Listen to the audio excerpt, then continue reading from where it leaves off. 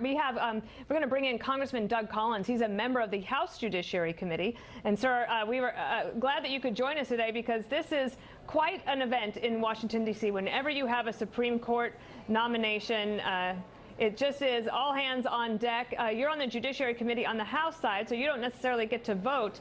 But what do you think this means for the rest of the summer, for the congressional action that you expected to get done? Well, I think we're going to continue with what we're supposed to be doing, but I did get a vote on this. I voted in November of 2016 for President Donald Trump because I knew that these things were going to be coming up, and I knew that he had already laid forth what he wanted to see in Supreme Court justice. We knew going in that he was going to pick a conservative, he was going to pick an originalist, someone who sticks to a smaller government vision of a constitutional vision of what our government ought to look like. So I did get a vote. I may not be a vote in the committee when he brings forth the next nominee, but I got a vote along with a lot of people back then because this is what we exactly were planning for. Well, you might bring up a good point. Certainly, when people after the election and when they were asked why did you choose to vote for President Trump, there were a lot of people that said the Supreme Court was a really big issue, and obviously, if you're leaning conservative, then you got to be pretty happy with the Neil Gorsuch pick, and then whoever will come next. Your thoughts about it getting through the Senate and the process there? It's not like there's a huge majority there; it's a slim majority. Do you think there will be any problems?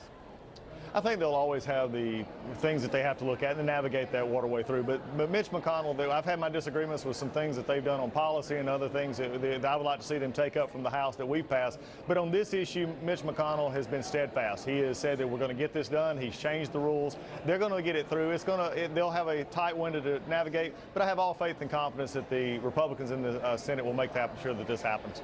I know that one of the issues that you're really interested in and you want to see some reform is on prison reform. You have some possibility of movement going forward. Do you think a change in the court and some activity and some focus on those issues could help you get that across the finish line?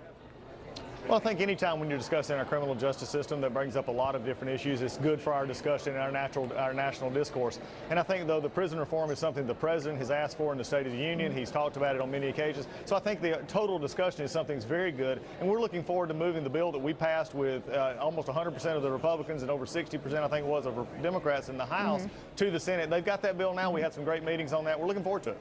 And Congressman, I was just told that President Trump, who spoke just a moment ago, and we're waiting for the tape, we'll play you as soon as we have it, but apparently he says that Justice Kennedy came to see him today at the White House. They spent about a half an hour together, which I think is quite a gentlemanly thing to do for Justice Kennedy, rather than just announcing it from the bench, to go to the White House and talk to the president before making that announcement. Your thoughts? I think that's just respect. You know, sometimes in this town, we have the folks like the Maxine Waters of the world who wants to incite riots and violence and things against people they disagree with. It just shows that there is still some civility in a town, that it should be based on civility. And for him to go to the president and talk about this, I think that just shows the best of America. And I think that's what we always need to focus on, is the best of who we are, our better angels, and not those that divide us. All right, Congressman Doug Collins, we appreciate you being here today.